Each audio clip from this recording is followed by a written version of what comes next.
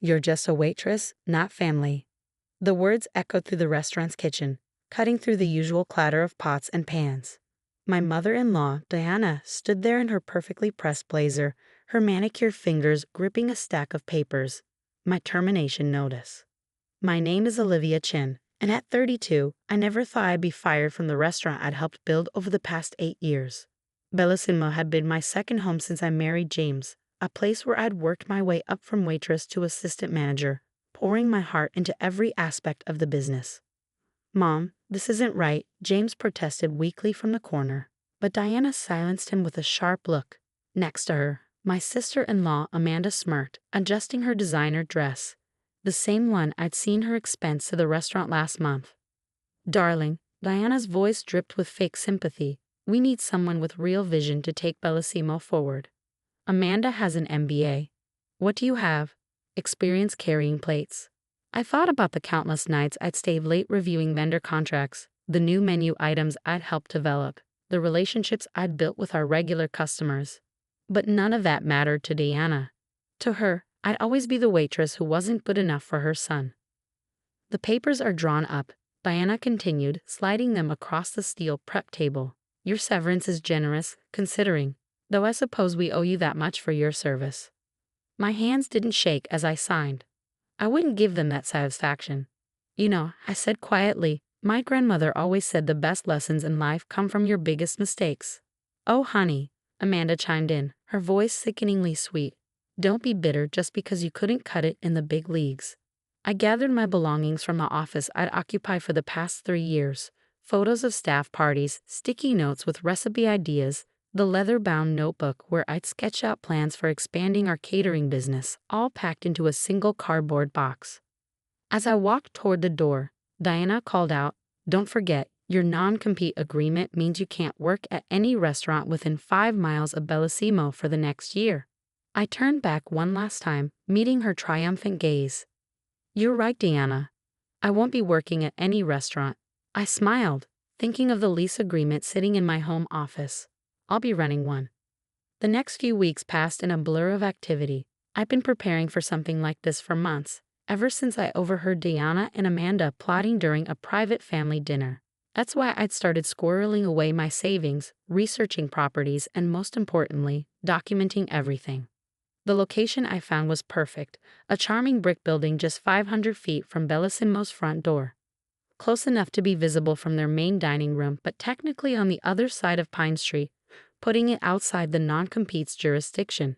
The previous tenant, a cafe that had never quite found its footing, had left behind most of their kitchen equipment. "You're sure about this?" James asked one evening as I pored over renovation plans. My husband had been sleeping in the guest room since my firing, his guilt manifesting in an inability to look me in the eye. "About opening my own restaurant?" "Yes." "About being married to someone who won't stand up to his mother?" "That's a different question entirely." He flinched. "And I'm offering my staff profit sharing and health care, something Diana always claimed was unnecessary for restaurant workers." The renovation work began immediately. I'd chosen a concept that would complement but not directly compete with Bellissimo's upscale Italian dining. My place, which I named Sage, would offer modern American cuisine with a focus on fresh, local ingredients. The contractor promised to have everything ready in 4 months, but I pushed for 3. Every day Bellissimo operated without real competition was a day too long. Word spread quickly through the restaurant community. 3 of Bellissimo's best line cooks approached me about positions, then their pastry chef, then their sommelier. I hired them all, offering better conditions and real opportunities for growth. "You can't poach our staff." Diana's voice crackled through my phone one evening. "It's unprofessional." "I'm not poaching anyone, Diana. They're coming to me. Maybe if you treated your employees like actual human beings instead of disposable resources, they'd want to stay." "You'll regret this," she hissed. "No one wants to eat at a restaurant run by a glorified waitress." I hung up, turning back to the stack of applications on my desk. Diana's words didn't bother me anymore. She taught me an invaluable lesson. Sometimes the people who dismiss you are the ones who make you strongest. The renovation progressed quickly. Each day, Sage took shape more and more. The exposed brick walls were restored to their original beauty. The open kitchen design would let diners see their food being prepared. The bar, crafted from reclaimed wood, would serve local craft beers and wines. Amanda took to parking her Mercedes across the street, watching the construction with poorly concealed anxiety. Sometimes she tried to peek through the windows, no doubt reporting back to Diana about my progress. 1 month before opening, I received an unexpected visit from my father-in-law, Robert. He stood awkwardly in the half-finished dining room, taking in the space. "It's looking good," he said finally, "different from what I expected." "What did you expect?" He shrugged. "Diana said you were probably just setting up some cheap diner to spite us." I led him through the kitchen, showing him the top-of-the-line equipment and explaining my vision for the menu. He listened quietly, nodding occasionally. "You know," he said as he turned to leave, "I never agreed with how they handled things at Bellissimo. The way they pushed you out, it wasn't right." "But you didn't stop it." "No," he admitted. "I didn't. That's something I'll have to live with." As he reached the door, he paused. "Diana's worried, you know. She'd never admit it, but she is.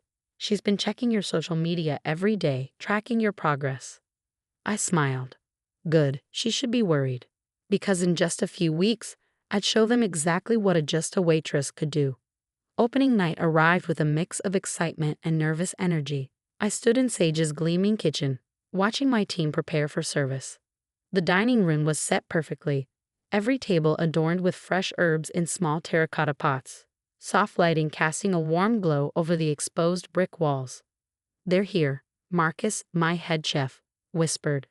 Through the large front windows, I could see Diana and Amanda standing across the street, poorly disguising their surveillance behind designer sunglasses. They'd been watching all afternoon as the line of eager customers grew. "Let them watch," I said, adjusting my blazer. "Tonight, we cook." The doors opened at 6 p.m. sharp. Within minutes, the dining room was buzzing with energy. I kept our opening night relatively quiet. No big announcements, no press releases.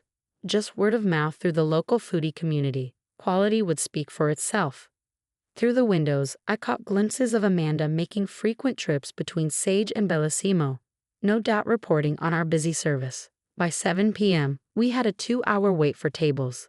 The bar was packed with people eager to try our craft cocktails and local wine selection. "Table 12 wants to thank the chef," one of our servers announced. "They're regulars at Bellissimo, but they say our short rib is the best they've ever had."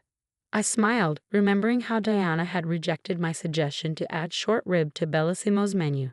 "Too pedestrian," she'd said. Now, it was our signature dish. Around 8 p.m., James walked in alone.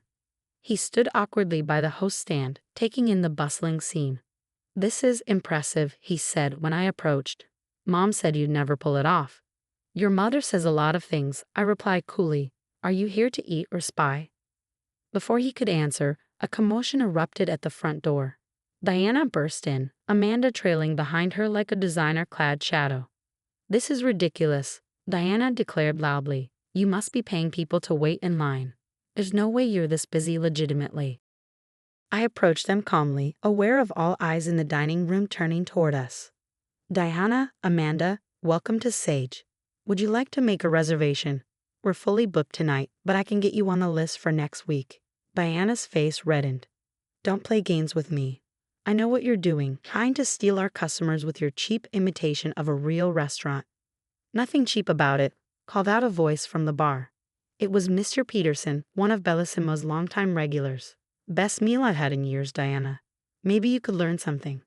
Amanda stepped forward, her voice dripping with venom. "At least we don't have to resort to stealing staff and copying recipes." "Every recipe here is original," I replied, "and your staff left because they were tired of being treated like machinery instead of people. Now, if you're not here to dine, I'll have to ask you to leave. We have paying customers waiting." Diana grabbed James's arm. "Are you going to let her talk to your mother and sister this way?" James looked between us, his face a mask of discomfort. But before he could respond, I stepped in. "James doesn't own this restaurant, Diana. I do, and I'm asking you to leave." After they stormed out, the dining room erupted in applause. I returned to work, moving between tables, ensuring every guest felt welcomed and every dish met our standards. Through the windows, I could see Bellissimo's dining room growing emptier as the night went on. The next morning, I arrived early to find an envelope slipped under Sage's door. Inside was a letter from James. "I'm sorry," it read, "for everything. For not standing up to them, for not supporting you. You've built something amazing here, and I was too weak to see it happening. I'm staying with a friend for a while. I need to figure out who I am without my mother's influence." I folded the letter and tucked it away. There would be time to deal with my marriage later. Right now, I had a restaurant to run. Over the next few weeks, Sage's success continued to grow. Local food critics raved about our innovative menu and warm atmosphere. Our commitment to local ingredients and fair treatment of staff earned us features in several publications. Diana's retaliation was swift but predictable. First came the health inspector, clearly sent on an anonymous tip. He found nothing. Then a sudden surge of negative online reviews, all posted from newly created accounts. Our genuine reviews quickly drowned them out. Finally, Amanda tried to copy our most popular dishes, but without our recipes or skilled staff, the results were pale imitations. Bellissimo's customers could taste the difference. One quiet afternoon, Robert visited again. "Diana's talking about selling," he said, settling onto a bar stool. "She claims it's because she's ready to retire, but really, Bellissimo's numbers have been dropping ever since you opened." "I won't apologize for running a successful business," I replied, placing a glass of his favorite whiskey in front of him. He shook his head. "I'm not asking you to. Actually, I came to say thank you. Watching you build this place, stand up to Diana, it made me realize how much I've enabled her behavior over the years. James isn't the only one who needs to figure out who he is without her influence." 6 months after Sage's opening, I sat in my office reviewing the quarterly numbers. Our success had exceeded even my most optimistic projections. Every table was booked weeks in advance, and our private dining room had become the most sought-after event space in the area. The door opened and Marcus poked his head in. "You need to see this," he said, handing me his phone. On the screen was a real estate listing for Bellissimo, complete with interior photos and a detailed description of the turnkey restaurant opportunity. They hadn't even told their staff. I discovered this when Bellissimo's current head chef called me, panic in his voice. "We just found out from the real estate agent who came to photograph the place. They're selling without telling any of us." I wasn't surprised. It was exactly how Brianna operated. People were disposable, collateral damage in her pursuit of pride and profit. That evening, as I was closing up, Amanda appeared at my door. Gone were the designer clothes and perfectly styled hair. She looked tired, defeated. "Can we talk?" she asked, her usual smugness replaced by something that almost resembled humility. I gestured to a booth.